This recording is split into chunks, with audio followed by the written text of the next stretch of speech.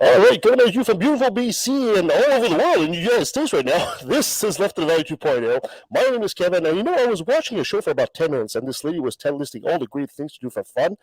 Then I realized it was one of those religious channels. She was just listing this list of sins. So, anyway. As per usual, I have the lovely Christine with me. Hi, Christine, how you doing? I have to unmute yourself there. I'm doing well, thank you. And how's everybody else?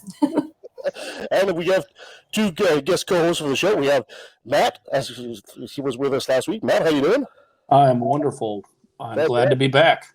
Excellent. And we have not just any Kyle, we have Cosmic Kyle with us. Kyle, how you doing, buddy? No complaints on my end, buddy. Excellent.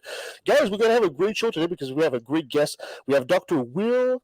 Oh, well, geez, we have Will Hannon, but we haven't had Will Hanby there. So, and we're going to be talking about narcissism. Doctor, thank you so much for being with us, Left of the Valley. Appreciate that. Thank you very much. And just for clarity, I don't have my name. I'm a clinical therapist. So just Will is fine. Thank you. Will is fine. Sounds good to me. Will, I wanted to bring you on talk about this subject today because I think it's one of those subjects that really kind of makes my brain go tilt. I've noticed that narcissism is one of those topics that's like very popular these days. But before we go into that, maybe you should give us a quick bio as to who Dr. Will is. So I am a psychotherapist by trade. I've been, let's see, I guess it's been over a decade that I've been working with trauma disorders, anxiety disorders, and then kind of the cluster B disorders, which is what narcissism falls under. I was one of the first therapists to join the Secular Therapy Project.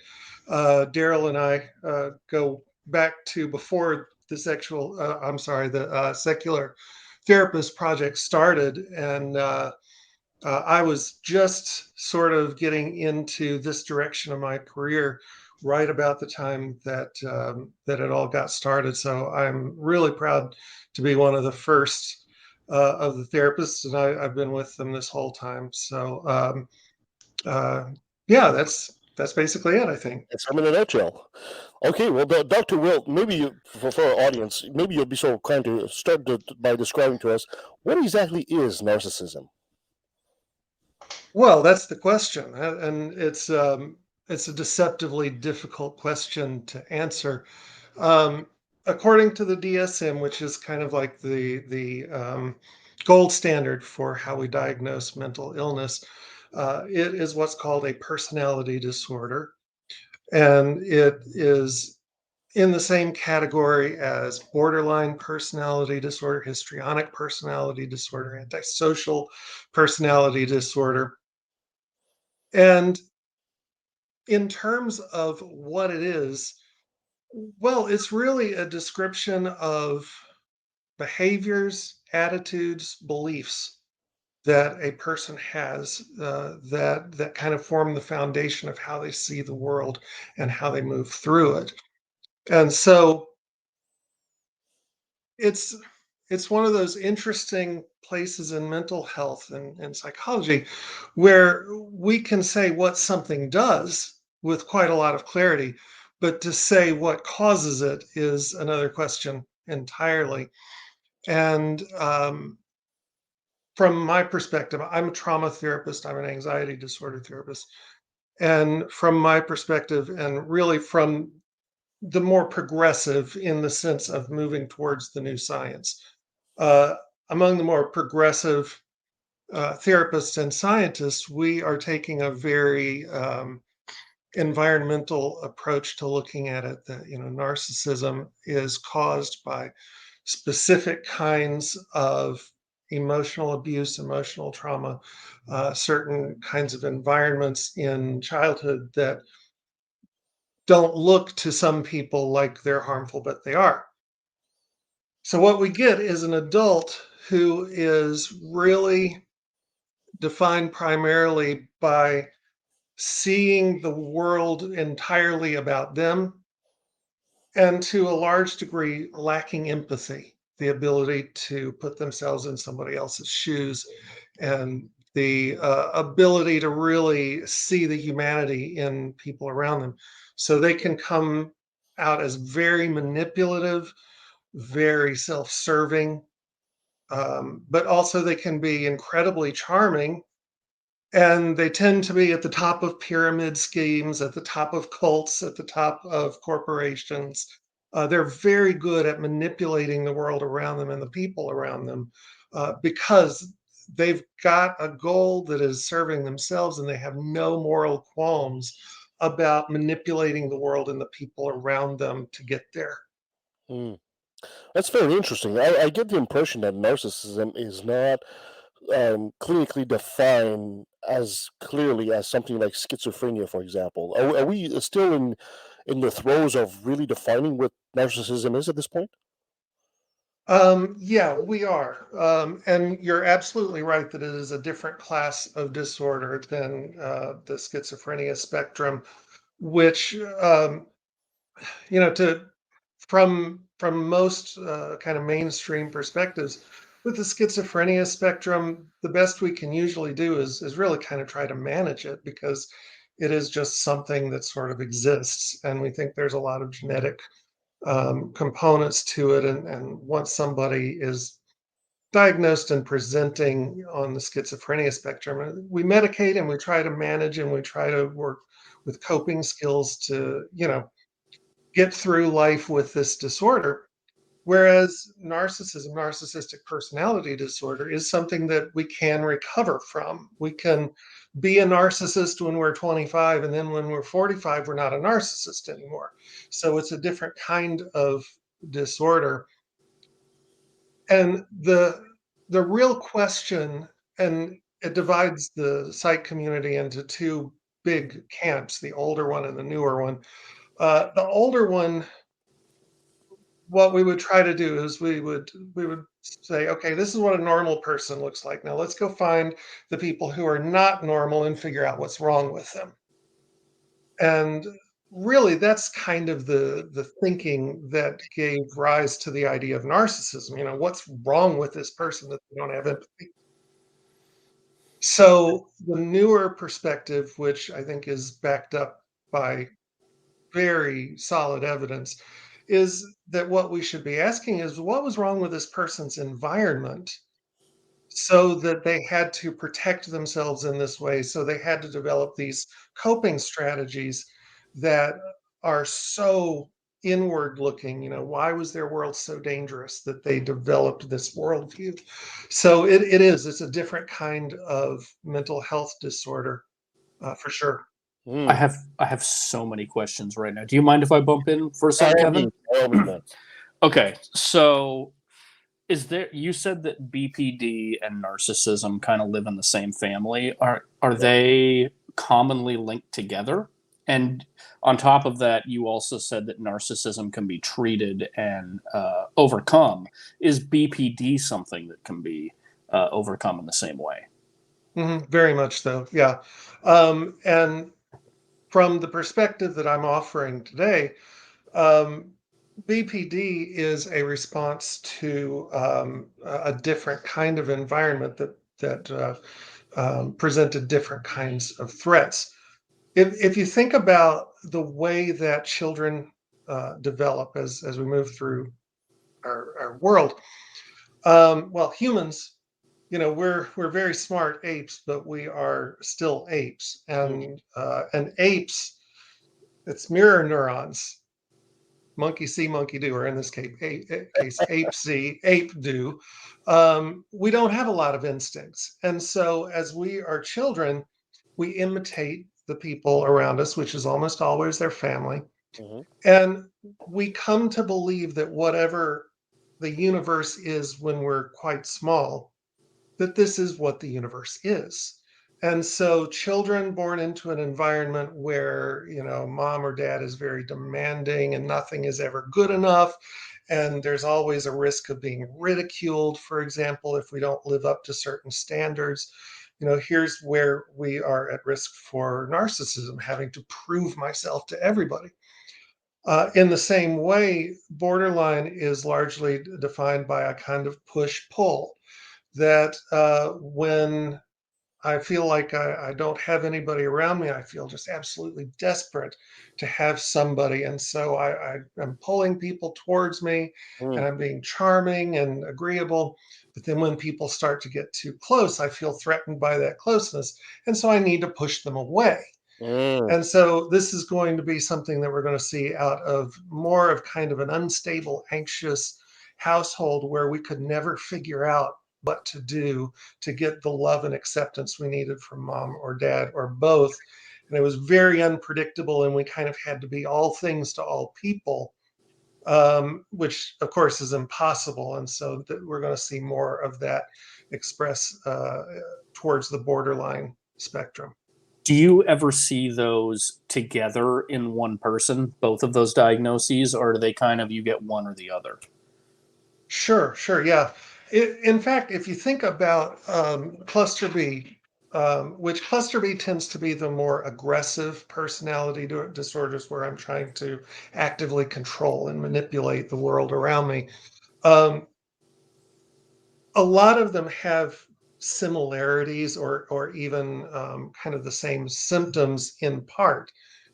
As we diagnose things like narcissistic personality disorder, what we want to see is getting past a threshold. So I haven't looked recently, but I think it's 5 out of 9 or maybe 6 out of 9 that we want to see for narcissistic personality disorder, borderline disorder. So it might be that somebody has maybe 2 or 3 of the symptoms of borderline and 5 or 6 of the symptoms of narcissism. So we say, okay, they got narcissistic personality disorder. But that certainly doesn't rule out having traits of some of the others.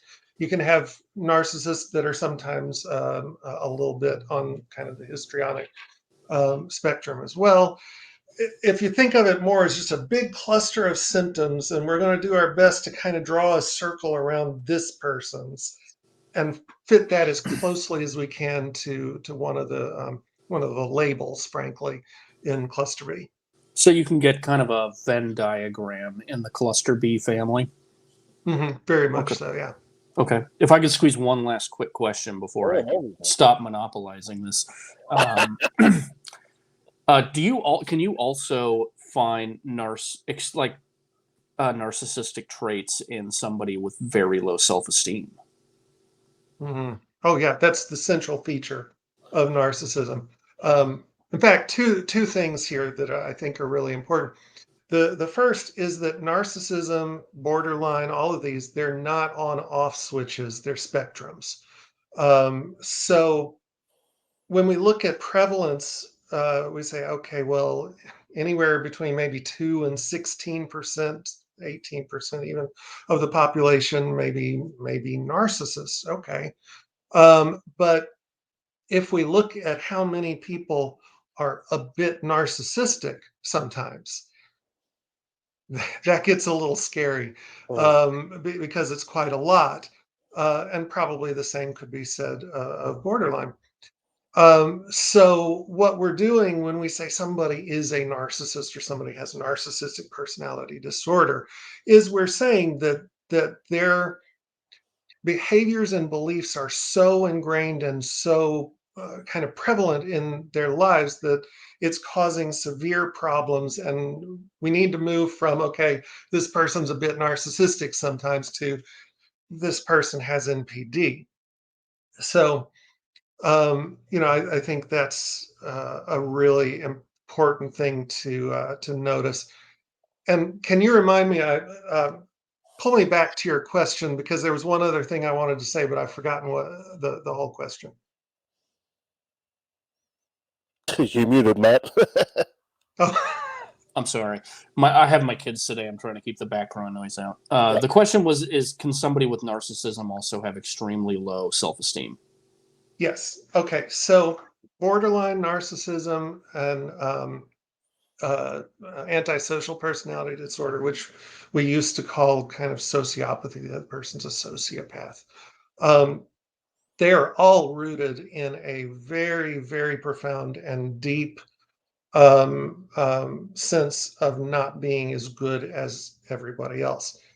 So if we think about narcissism, it's really a way of saying, I'm going to prove that I'm good enough or better or whatever. Well, if I have to prove it, that means I don't believe it at some fundamental level.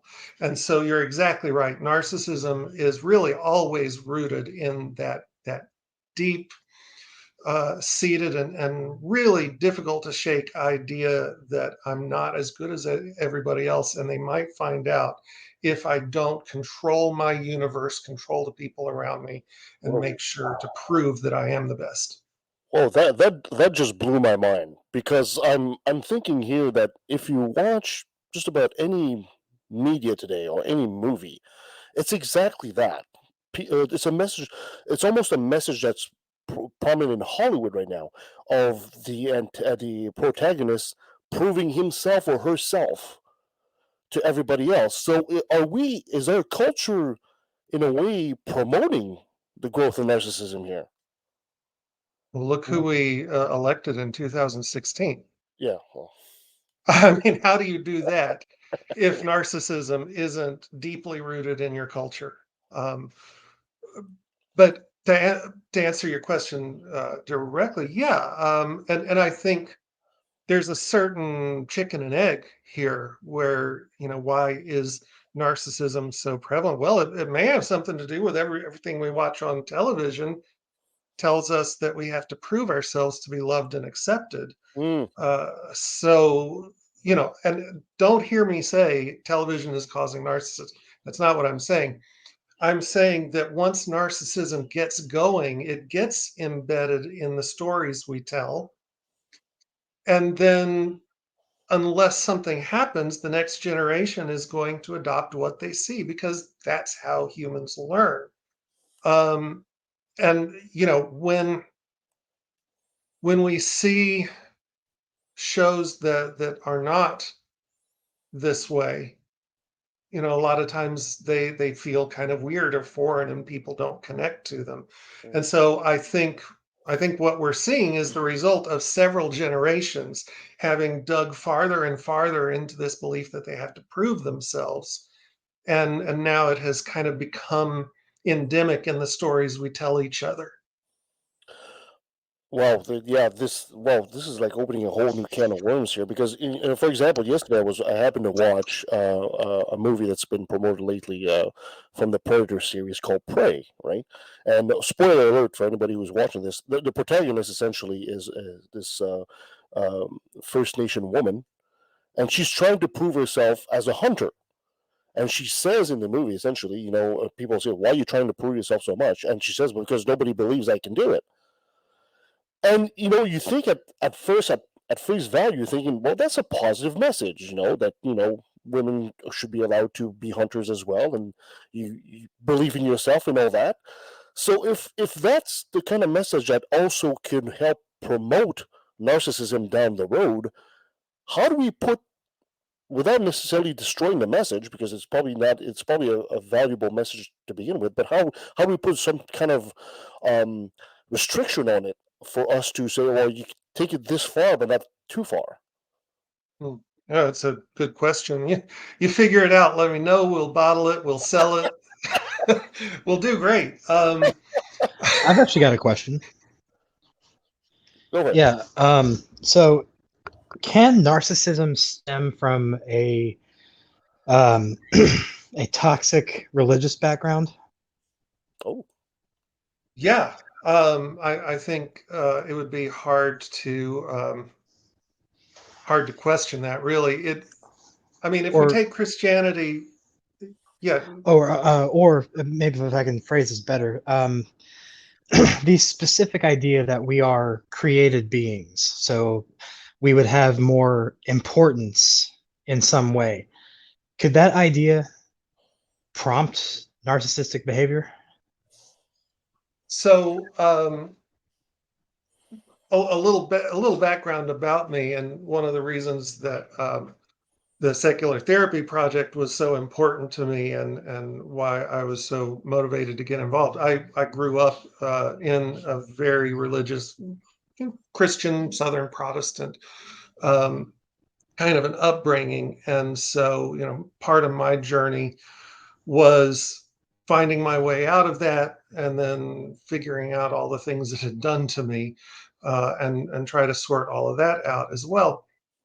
And one of the things that I saw firsthand on so many occasions was a kind of emperor's new clothes phenomenon in churches, where everybody believes that everybody else in the church is kind of holier than they are, or has more faith than they are, because the Bible and pastors make really extraordinary claims about how happy we're going to be when we accept Jesus, about how we're special in the eyes of Jesus, which that sure has some narcissistic feel to it. It can cause a lot of And guilt. oh my gosh. And what happens is, it's I don't know what the MPAA rating on it is, but it's a crock of shit. Nobody has that kind of faith, because that kind of faith is just pointing at stuff that doesn't work.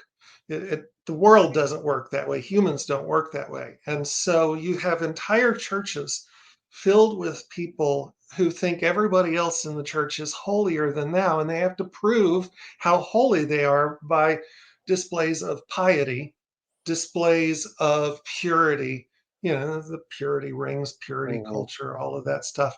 So I think it is very deeply rooted in this idea that once you're saved, once you come to Jesus, you're better than everybody else in some way. Right. Why else are we going to heaven? But deep down, I mean, there's only really two kinds of people who believe it. I'm sorry, there's only really two kinds of people when they have that message. One is they believe it. They believe they're better than others, and they leave their own trail of destruction. And the other ones are the ones who spend their whole life trying to prove it, and guilty and ashamed that they aren't what everybody else around them appears to be.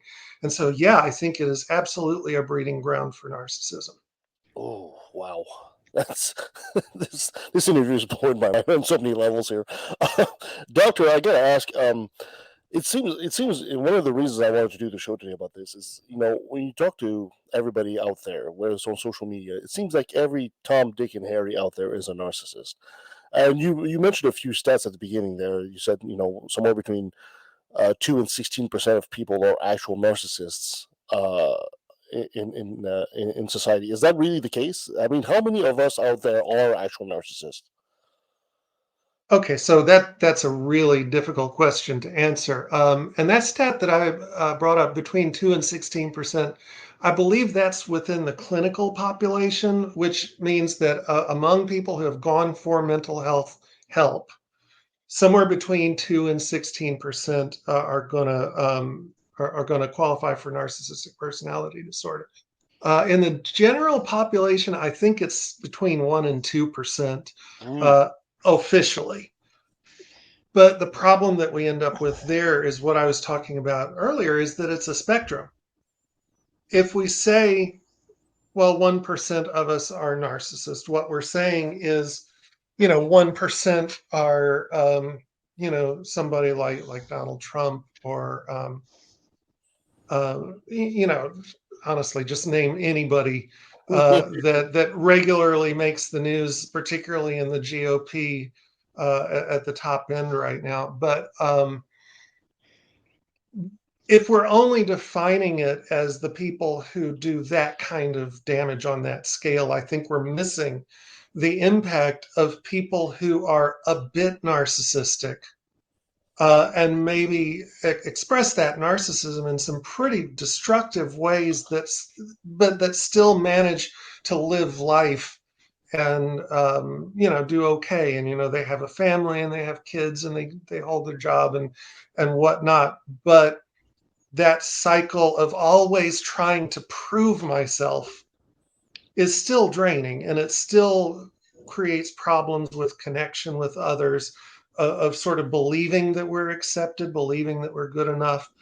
And so while the actual rate of diagnosis may be pretty low, I think the rate of being a bit narcissistic in ways that causes real problems is probably substantially higher.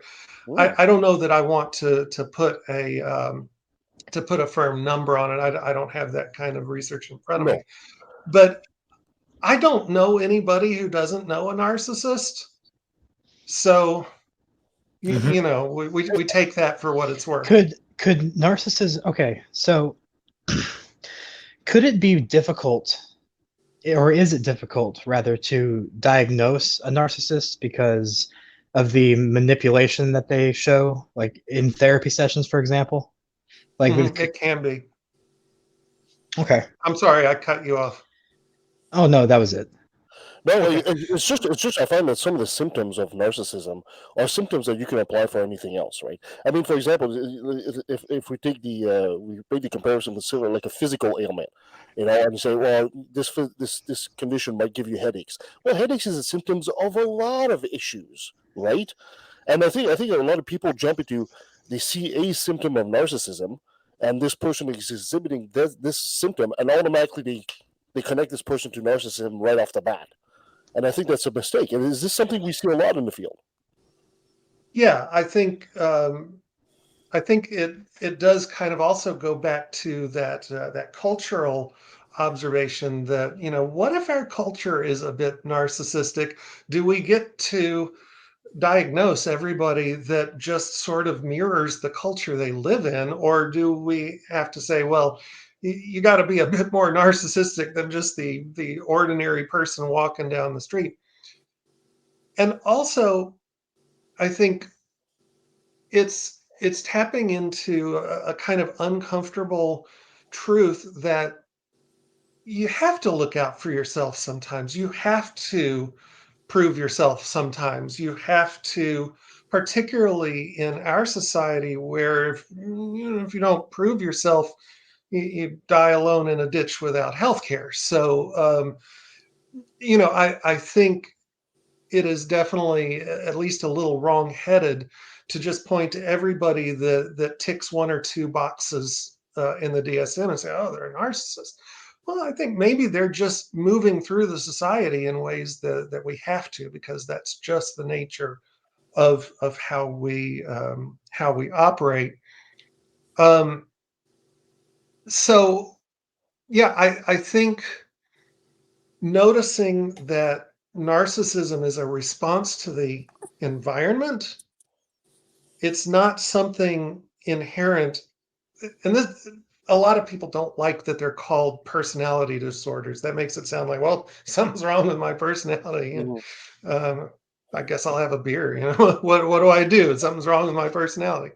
Um, but really, it's something wrong with the environment. That when we grow up in an environment where we don't have to prove ourselves, where we are accepted for who we are, where we're safe, where our identity is valued and honored, and where we don't feel like we have to outperform to survive, well, we don't become narcissists. Mm. So I think the the big shift that we need to talk about, and I think this partially goes to answering a question earlier that I deftly dodged, that the way to address narcissism may be really, how do we address changing our society Mm. in ways that doesn't create narcissists in the first place. Treating them on the back end is very difficult. Preventing them from even existing in the first place, well, that's something we could theoretically accomplish. Yeah, that was exactly my next question, actually, because it seems to me, from observation, we are a social species, and we, like you said, we grow up, believing, work for the community and all that. At some point, our quote unquote education is taken over by our capitalist system. And capitalism seems to reward narcissism. It rewards. You can see on TV, you can see on the shows, you can see the person that works with the team until they backstab the team to reach for personal glory, and they get that reward. So, do we know? Is there anything in the science that points out to maybe a society that is not capitalistic? Is there that same kind of phenomenon in something that's more socialist, more communist, more a different method of economic system? Do we know? That's a great question, and I want to just be sure that I'm staying in my lane here. I love anthropology. I am not an anthropologist, and so you want to take my perspectives on this with a grain of salt. But what I observe, and kind of assuming that humans are generally like humans, um, the questions that you're asking around does capitalism breed narcissism? Well, this is a political question, obviously.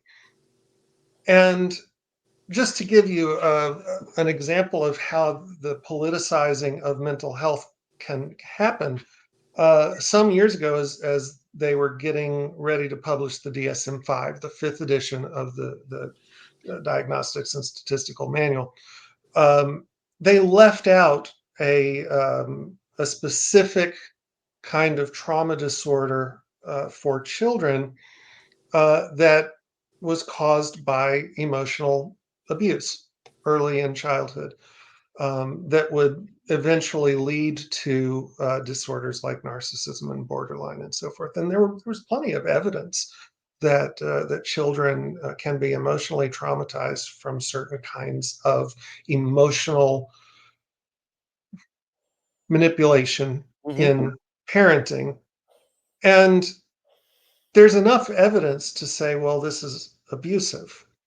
But we can't say it's abusive, because if we did that, well, now we have to answer the question for the church. Now we have to answer the question for capitalism. Now we have to answer the question for meritocracy. And most of the people who benefit from meritocracy and the church and capitalism are not super keen to have that diagnosed as a mental health problem. Hmm. So if we kind of extrapolate that writ large around the world, well, I think most cultures are going to be very internally resistant to participating in this kind of global discussion that you're talking about, which form of government is going to be the best for our mental health. That's a very threatening question. Hmm. To give you my take on it, um, when individual psychotherapy works for this kind of disorder, for anxiety disorders, trauma disorders, cluster B disorders, what we've usually done, almost always, in fact, is we have connected the patient with what was going wrong, what was not honoring their humanity, their identity, their human rights. We've connected them with power that they either weren't using, didn't know they had, or didn't know how to use, and helped them to create a safe micro environment where their humanity is being honored. And that's really what it looks like to get better from one of these disorders. And really, one of the first principles of human science is, if you want to understand society, understand the individual. If you want to understand the individual, understand society. So if that's true for the individual, that we create a micro environment and then they get better and they get healthy and they're not narcissists and they're not borderline anymore. Well, what if we did that on a societal level and designed things like social safety nets and work and vacation and parental leave and autonomy and all those things. So I think it's the best guess, the most scientifically accurate guess, that if we massively overhauled the way we think about building a society, rather than punishing individuals for being bad people, how do we create a culture that honors who people are in ways that they can move in a healthy way through the society. Mm. I can hear some conservative friends of mine going right now, screaming at the screen and saying, is this why they invented everybody gets a trophy day? Just to make sure nobody gets into one of these, can't feel bad, but it doesn't really reflect reality either. What would you say to somebody like Yeah, we all get participation trophies. Why not? that? There we go. I like that. Why not? Why not get a participation trophy? Um, that is what I would say. But breaking it down just a little bit more. Well, okay, we get a trophy. What does that mean? It means we were the best. Okay, well, what does that get us? I was the best. Okay, does that make me likable? Does that make me safe? Does that make me empathetic? Does it make me a person of good values?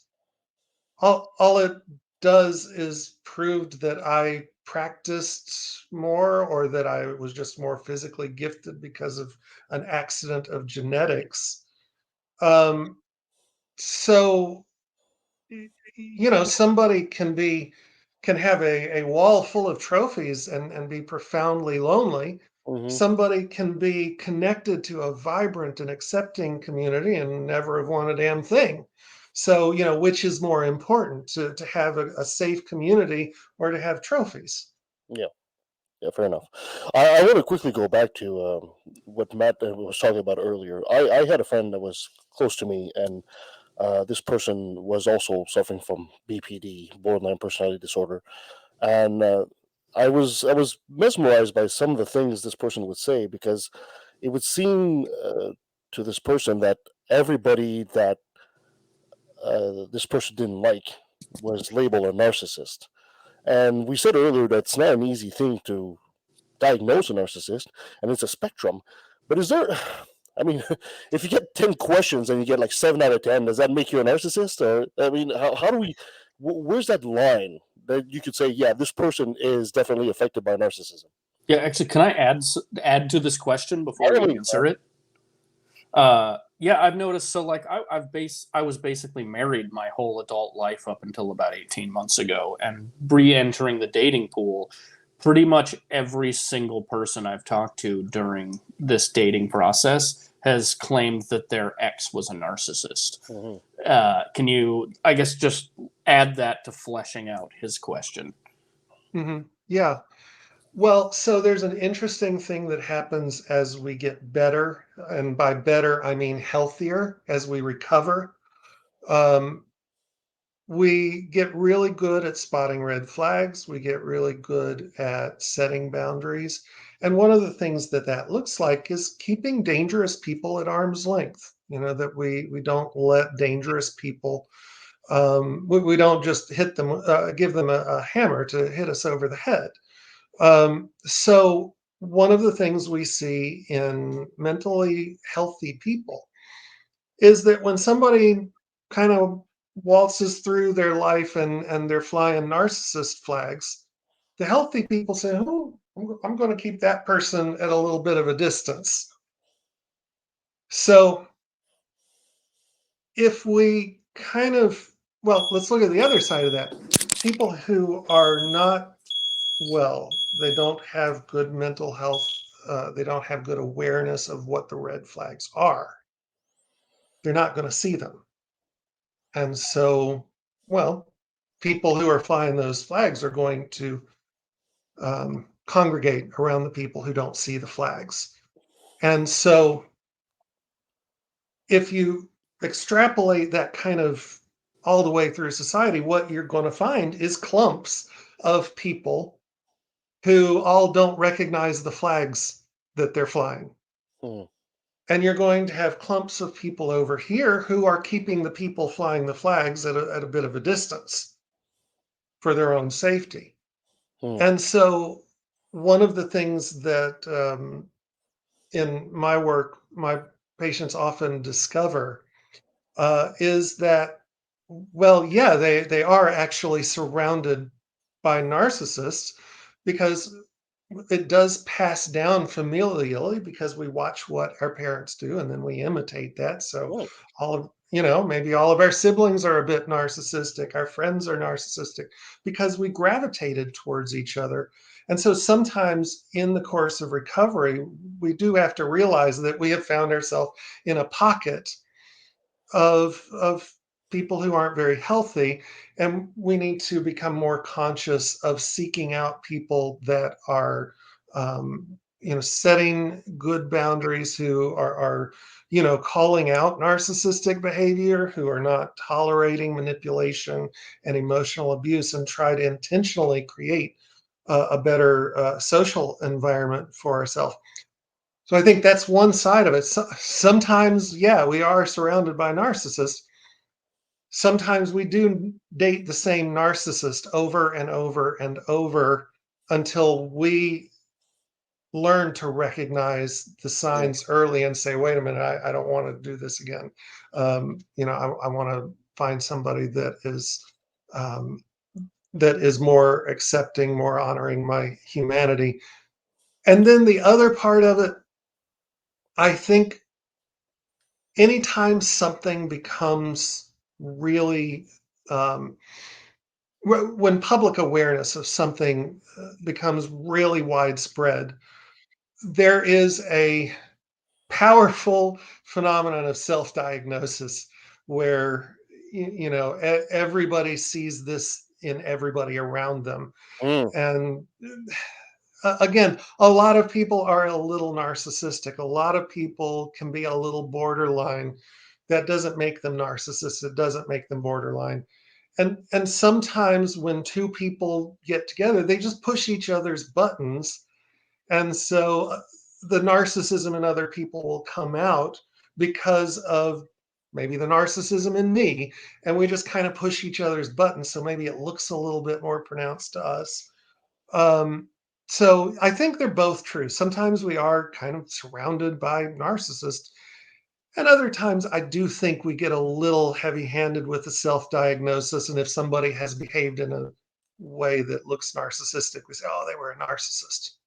Yeah, I find that interesting because I always get the impression that, to use a metaphor here, you were talking about a red flag. If you're dating somebody, let's say they're carrying like the American flag, and it's got the stripes and the blue and the red and white, and all of a sudden you see somebody else with a flag that has some red to it, and you think, oh, that guy with the American flag was a narcissist. And this guy's like got red on his flag, so he's a narcissist too.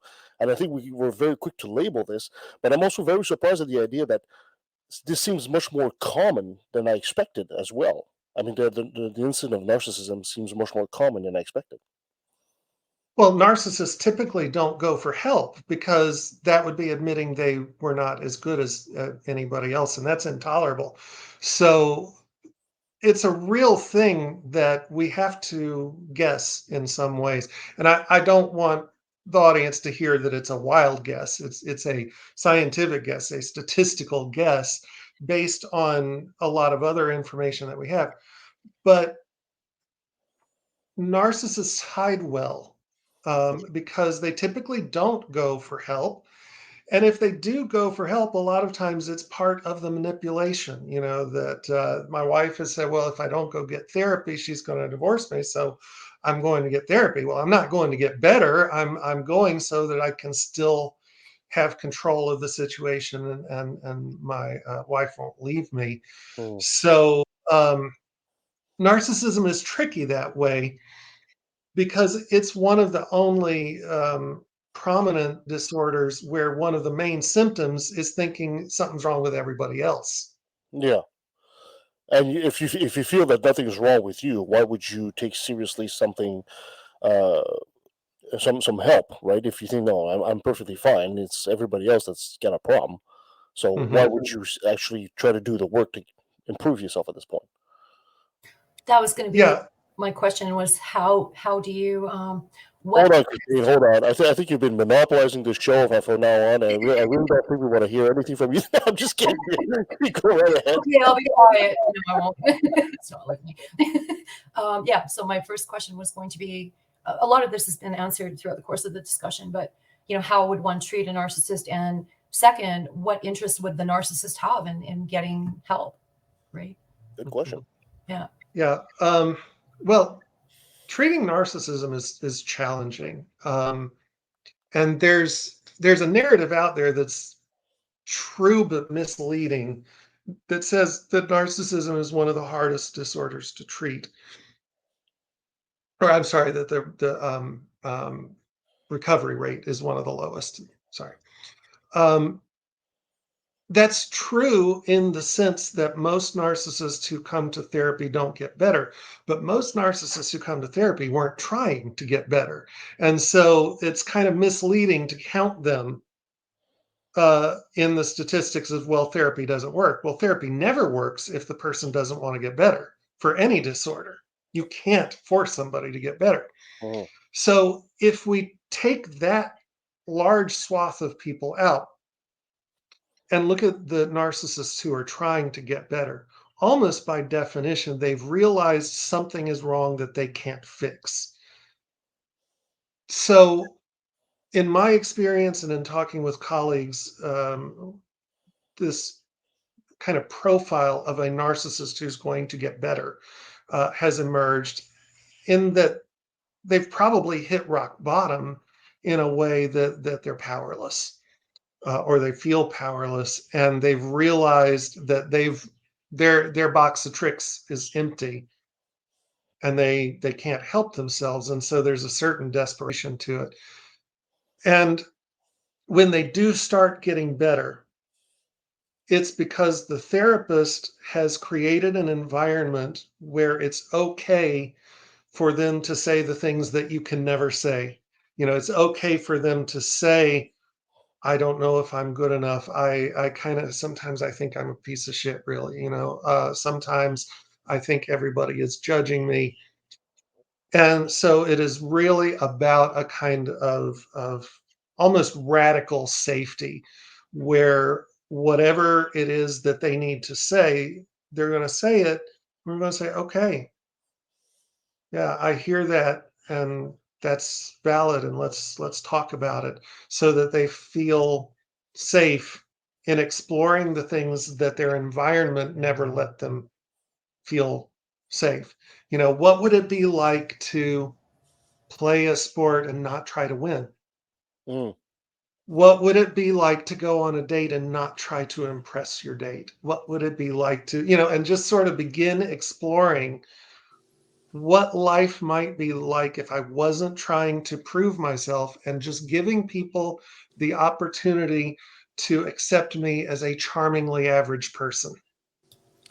Do you find that men or women are more likely to be narcissists? Good question. Men. And does it manifest differently, so it's harder to spot in one or the other? Yes, men are much more likely to be diagnosed as narcissist. I don't remember the numbers off of the top of my head, but it's dramatic. Wow. Yeah, it's very dramatic. Women are much more likely to be diagnosed with borderline personality disorder.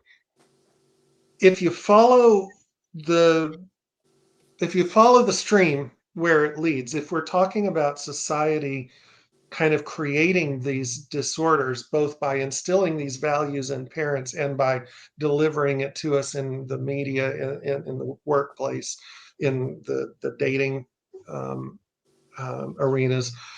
Well, we know that the male experience and the female experience in the United States are dramatically different. And if we think about how men and women are socialized differently, men are socialized to sort of kill, conquer, destroy, be the best, impress people. And women are socialized to be 20 things at once, all of which are impossible. Yeah. And so why would we be surprised then when narcissism becomes more prevalent in men, and borderline, this push-pull? I want this, but I also want that, and those things are opposite, and I can't find the middle ground between. That sounds a lot like being a woman to me, doesn't it? Mm-hmm. Interesting. Has there ever been a correlation suspected between, let's say, for example, a moment in time where women were more relegated to be caretakers of the home and all that, and then all of a sudden women were allowed to go into the workforce, the competitive workforce that men were in. Has there ever been a correlation and a jump in borderline personality disorder? I guess because to me it almost sounds like BPD is almost like the woman's version of narcissism. Or am I wrong with this? Well, that would be a difficult thing to sort of prove, Yeah. but I'll tell you this, patients tend to get better when you treat it as if that's true. Mm, interesting. I was just wondering if there's ever been a correlation, a jump in narcissism in women as soon as they were part of the workforce, like in modern days, as compared to the old times where they were more relegated to the home. I don't know of a specific study that has made that correlation. What I am thinking of is several studies that have linked various social media activity with a rise in narcissism that Mm, is also seems to be affecting women. So I think it's not a bad guess, in terms of, well, if the environment is what's affecting this, then when you change the environment, you probably change the prevalence. I think that's a good guess. And again, it's one of those things that is sometimes difficult to study because there are institutional barriers, yes. and there's a rigidity in the psych community that, when I see something I've seen 1,000 times for the last 20 years of practice, well, I'm not really going to do a lot of soul searching before I diagnose it. I'm just going to diagnose it. Mm, And so there's often a pretty substantial lag in the ivory towers where we start noticing some of these correlations, and in practice where a lot of times we really are just trying to get from one patient to the next, without collapsing by the end of the day, yeah. because the mental health system is really overwhelmed in the United States. Um, I was actually talking with Daryl Ray before, when we were talking about maybe doing this forum, and this is something I didn't know because I'm not really in the inner workings of a secular therapy project, but I'm one of the people you call. I'm not an administrator, but he told me they're up to 30,000 registered patients now in about 10 years. There's 650 therapists. What is it? 45 states. It's a big organization. Yes. But but when you think about those numbers, okay, 30,000, I can see about 30. 30 is probably about the average from somebody in private practice. Well, what's 30 times 30,000? Not much. Hmm. And 650 therapists, or I'm sorry, 600, let me try that again. 650 therapists times 30. That's really not much. 30,000 registered clients. Well, these are people who found it Yeah. and registered. And the one thing that I have seen really throughout the last decade, as I've kind of watched the organization grow, as I've watched them expand into other areas, every new area they move into. There was the clergy project, which Hmm. was an opportunity for atheists in the clergy to say, "Hey, there's nothing else I can do. I'm kind of stuck here." And it was just an overwhelming response to that. Every time there's something new, the response is overwhelming because there simply are not enough people, frankly, who get it. Who are able to say, all right, we need secular therapists who are using a science-based approach. We need portals. We need them to be able to find each other. So many people, maybe they've got some narcissistic stuff going on. They'll go to a therapist, and this therapist is a religionist, probably a Christian, and they'll say, Doc, what's my problem? And they're going to get a narrative that reinforces the narcissism. You didn't pray enough to Jesus. You're not worthy, and you should repent. Right? That should help. Yeah.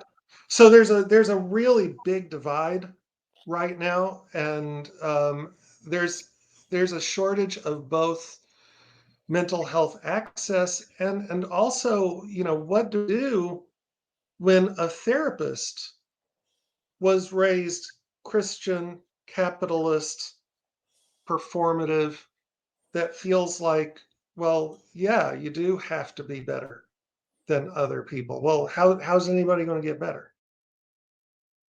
Mm. It's a real problem. I have, I guess, maybe a question or a request for a story or an interesting anecdote on how the narcissist, maybe an example of how a narcissist has tried to manipulate a therapist or a session. So I obviously have to be very general talking about any clients because of privacy protections. But I remember one client many years ago who had sort of come to grips with the fact that he was a narcissist, and so what were we talking about? We were talking about ways to have new patterns of communication, new patterns of behaviors. And maybe we're not through the narcissism yet, but can we talk about what it might look like to be in a social setting and not engage in narcissistic behaviors? So we were having that discussion, and he was struggling, and I said, well, have you thought very much about what it might look like to just sort of connect to humility and thinking, I don't have to do anything really outstanding here. Just being here is pretty cool. And I might like hearing other people's stories. And I might like just, being here and not having to do anything. He thought about it for a second. He said, oh, yeah, I like that. I could be the most humble person in a room. And he was completely serious. That's amazing. Completely serious. That's But awesome. Thank you for that. but that is that really is the difficulty with narcissism, is when we're caught in narcissism, we literally can't think of any other way of thinking. Everything looks like a competition. It almost sounded like Donald Trump too. Sure, that wasn't the guy. And let me add something about Donald Trump here.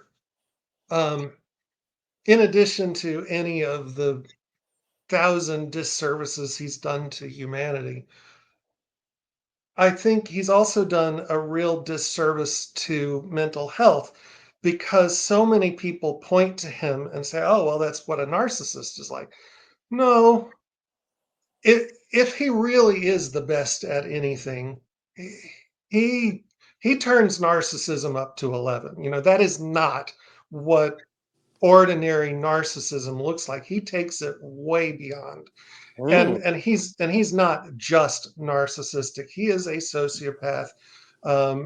He's a malignant narcissist. There are different kinds of narcissists. Oh. He's Machiavellian. He is just the convergence. Somebody asked about multiple diagnoses earlier. It's hard to think of something on cluster B he doesn't have. So and I'm not diagnosing, we can't diagnose from afar, but apparently that's what he, acts like. But this does a great disservice, because now when we talk about narcissism and we say, oh, well, so and so's a narcissist, we think, oh, well, they're like that asshole over there, you know. Yeah, yeah, Well, no. Um, and that really makes it easy to hate on narcissists. And a lot of narcissists actually move through the world pretty well and are loved by a lot of people. I was going to And ask if there's a good narcissist, if there's such a thing as somebody who derives a great deal of satisfaction by being good and projecting, it outward. So that's nice to know. Yeah. oh yeah, go ahead. How many types of narcissism are there? And can you kind of briefly go over in a Well, I don't know that there's an agreement on how many types there are. Everybody, kind of the height of research is to have a scale or a list named after you, and lots of different researchers have said, "Oh, look, here's a style of narcissism. Here's a style of narcissism." So I want to be careful of stepping on any toes or making any declarations there, but um, some of the more common kinds that we see. So the malignant narcissism, that's somebody like Trump. That's somebody like oh gosh, now I've lost his name. The movie guy. Cruise? That no, the director producer guy. But anyway, it doesn't matter. But the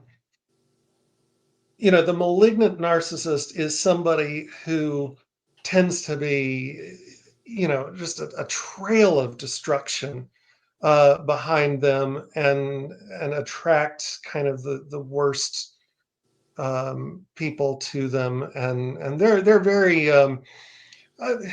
probably Elon Musk is in that arena. I don't know how you could be a billionaire and not have some narcissism to you. But they tend to be the ones that we view as villains in our stories. But there's also the good guy narcissists. And you can hear the gendering in that, which sort of speaks to an earlier question. We call them good guy narcissists, not good person narcissists. But the good guy narcissist is somebody who raises so much money at so many fundraisers and donates to all the right things and starts charities and all of this stuff. And then you look at their personal life and it's kind of a mess. They have trouble in interpersonal relationships. They have trouble holding a marriage together. Their kids are kind of bitter with them, and kind of the old, behind the scenes, the band was falling apart.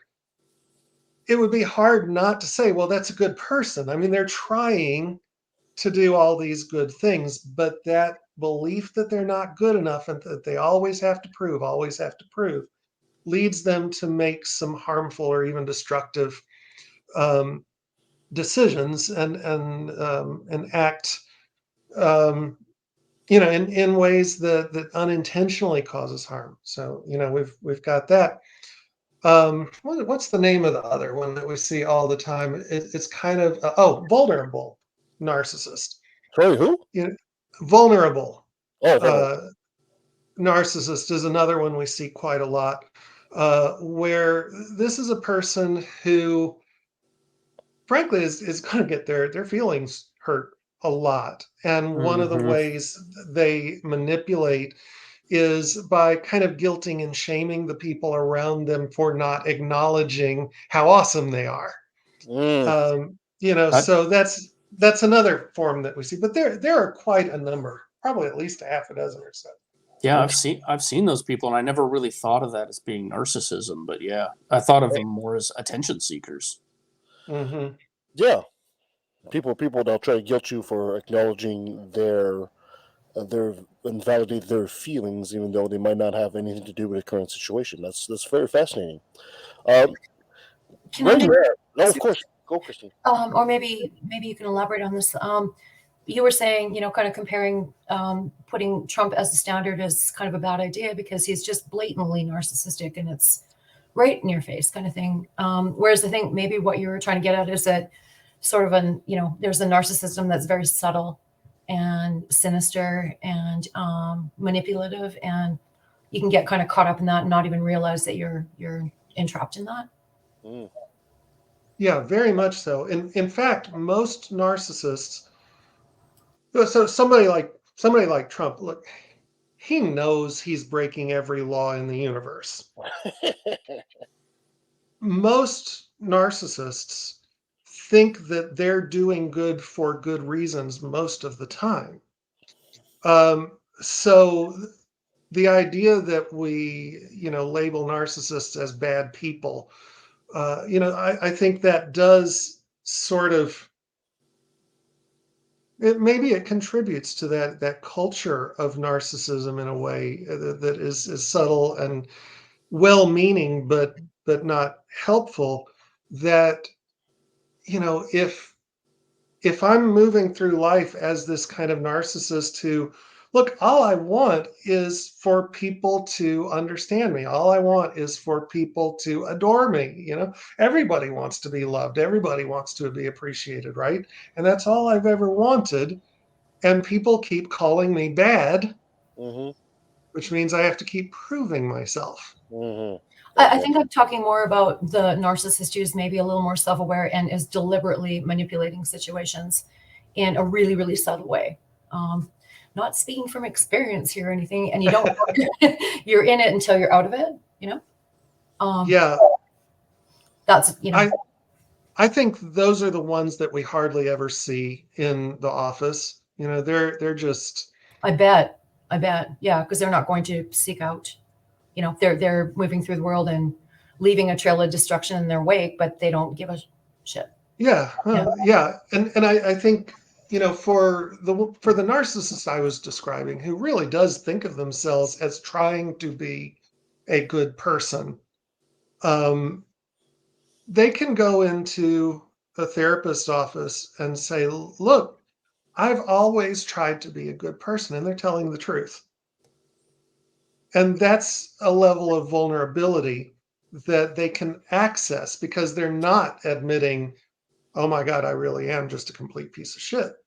So they can say that to the therapist, and that's an early step in the therapist saying, okay, yeah, that's true. You have always been trying to be good, and it's not working the way you want it to. So let's talk about finding some ways to accomplish that rather than just try to be that.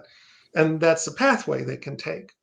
Whereas somebody who knows for sure that they've screwed over everybody they've ever met, it's a big ask for them to come into the office and tell that to the therapist. Because their biggest fear is that they're a terrible person, but they've got the receipts, they've got the proof that they're a terrible person, and so we're almost never going to see them.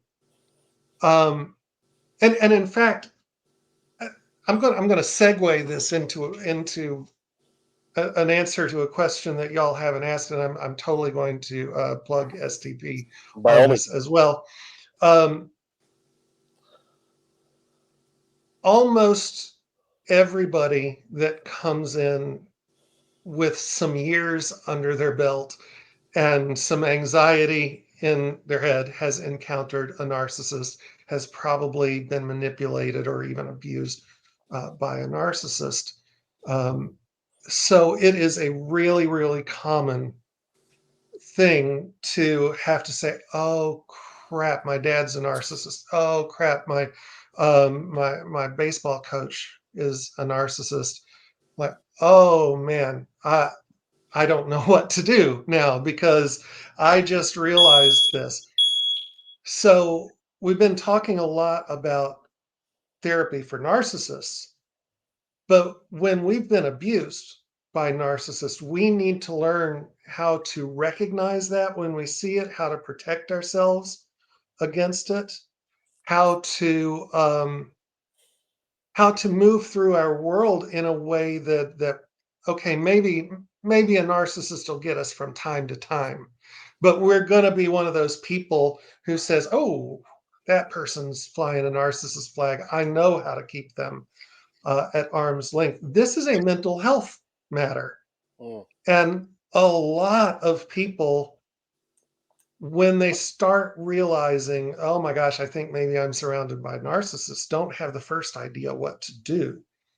And a lot of times those narcissists are religious leaders. A lot of times they're religious parents.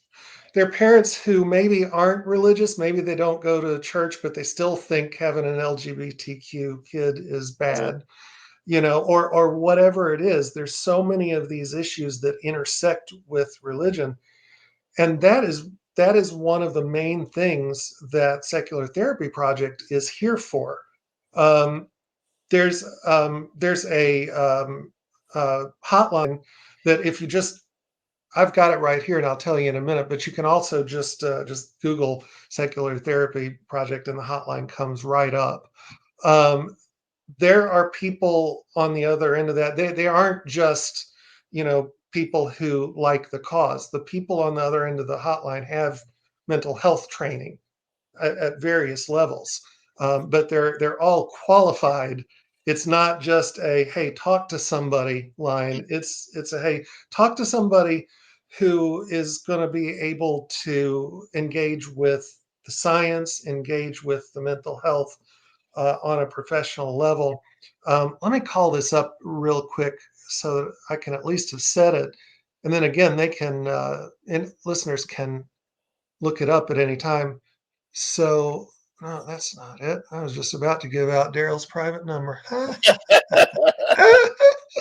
Oh, I'm sure he would have loved that. That up to you because I think on the other end of being the target of a narcissist is a very important point to bring up in this conversation. So thank you. So the number is 1-844-368-2848. Let's put this down. 1-844. What's the rest? 368 368 2848. 848, and that's recovering. That's a Secular Therapy Project, right? Mm-hmm. Yeah. Or is that? Yeah, that's recovering from religion. Which Secular Therapy Project is under the umbrella of recovering from religion. Another thing I want to bring up here, and I don't want to stray too far from narcissism because I know that's why you brought me on here today. But one of the other things I want to stress is that it's recovering from religion, and it's the Secular Therapy Project. As a secular therapist, my goal, and this represents the goals of recovering from religion, my goal is not to create atheists. My goal is not to deconvert anybody. My goal is to offer scientifically sound treatment to people where they're at, honoring their autonomy to end up where they end up. And so it is a foundational principle of recovering from religion that it's not there to say, oh, well, you've got religiously abusive parents, you should be an atheist. That's not it at all. And in fact, I'm 100% sure not all of the therapists are atheists. There's probably some kind of agnostics or, spiritual, but not really. I don't really know. There's a lot of them can't all be atheists. So the point is to offer science-based therapy with no intrusion from any religious ideas, with no attempts at conversion. It's just to meet people where they are and accept them for where they are now and where they want to go, as opposed to what we think as the therapist is going to be best for them. And sometimes that's the first time they've encountered that in their life. And kind of tying this back into narcissism,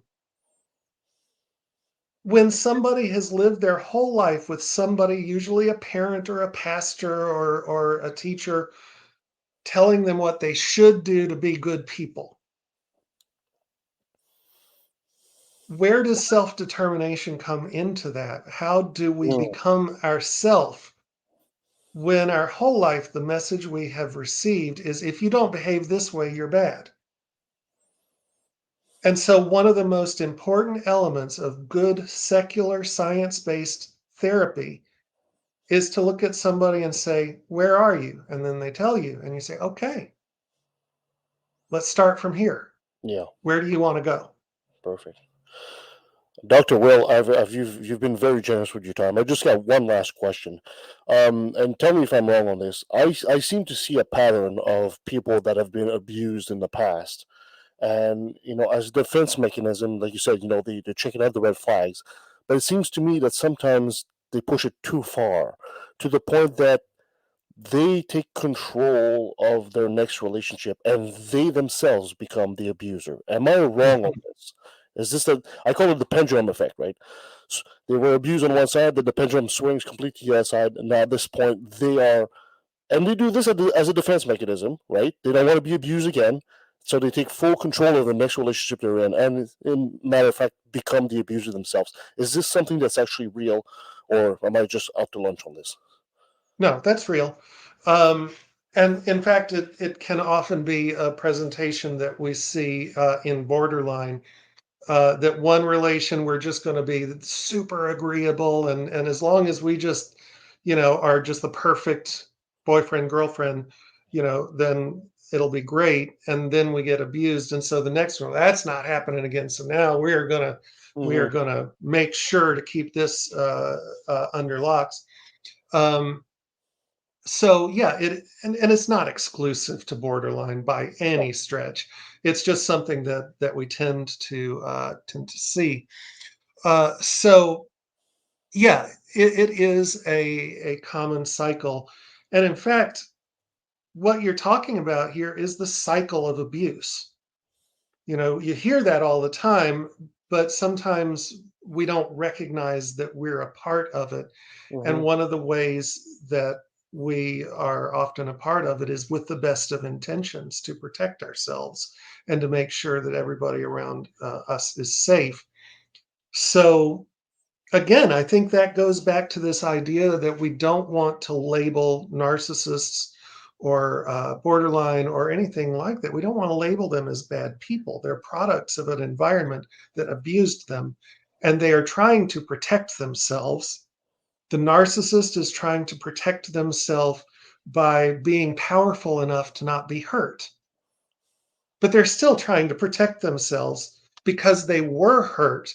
And this is their reaction, this is their defense mechanism against being hurt.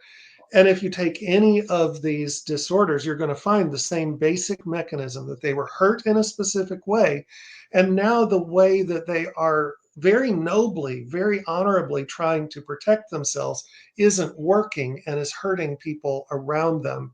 Yes. And we want to really see if we can connect with a place where we can empathize with both and recognize that it's not really as simple as an abuser and a victim. It is a cycle of abuse that morphs and changes as we grow and respond to different relationships and different environments. Fantastic. Dr. Will, thank you so much for being with us on the show. We could probably go on for another 3 hours of this topic, but we've abused a lot of your time, and I really appreciate that. Doctor, if somebody wants to find out, let's give out that number one more time for Recovering from Religion. So it's 1-844-368-2848. This is Recovering from Religion. And as part of the Recovering from Religion, you have trained agents like Dr. Will right here, and they will take you to the Secular Therapy Project, which they do fantastic work. And I believe now you guys are actually gone not just in the U.S. You guys are international now, right? I believe that is true. And another thing that I should mention here, and this is largely by me telling you about my ignorance on this, but mental health in the U.S. is state to state.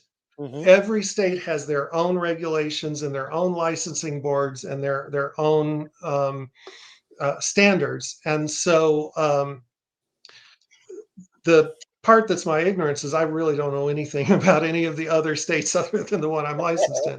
Um, so there are a lot of ways that states vary. For example, in my state, the patient has to be in the state, but I don't. So there are a lot of people who are licensed maybe in several states. So, we see somebody who is in Illinois, but they're licensed in 3 or 4 other states and can do therapy by video. Ever since COVID, that has really taken off, and it's been excellent for a lot of people. So, as people are kind of looking through recovering from religion, or I'm sorry, from the secular therapy project, it's important to know that some therapists may not be in the same city, but may still be able to work with them. And so, if they see somebody that they really feel like they connect with from the ad, it never hurts to ask and find out, what the particulars are to be able to get the best therapist they can to meet their needs. Fantastic. Thank you so much, Dr. Will. Before I let you go, I gotta have you say, hi, this is Dr. Will of the Secular Therapy Project, and I took a left at the valley. I'm sorry, I didn't hear what did I take? A left at the valley. A left. Yeah, this is Will Hamby, and I took a left at the valley. Fantastic. That worked perfect.